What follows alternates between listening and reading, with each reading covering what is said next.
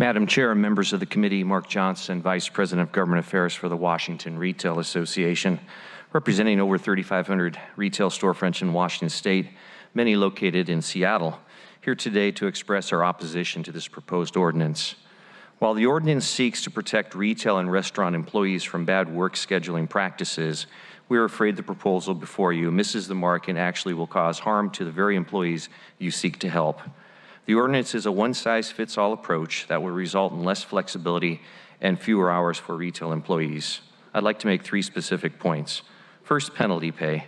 This will force owners and managers of retail establishments to cut employee hours rather than have to pay the penalty. This will put a heavier burden on employees that are left staffing the store. For example, an employee wants to work more hours over the next 2 weeks because she is going on vacation. Currently, managers would give that employee some of the shifts that are opened up in those 2 weeks. Under this legislation, the manager must offer the hours to all qualified employees via mass communication.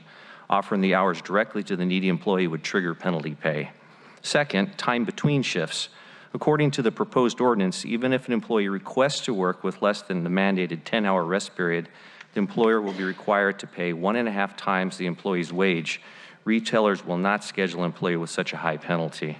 This only hurts the employee that wants the flexible schedule. Third, cause of work schedule changes. Even if an employee initiates the schedule change, the employer has to pay a penalty. Retailers will simply not fill those hours to avoid the penalty pay. This will only take away even more flexibility for the employee.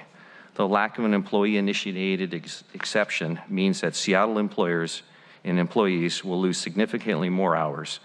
In conclusion, for those reasons and many others, I encourage you not to act on this ordinance, which will end up hurting the workers of Seattle. Thank you.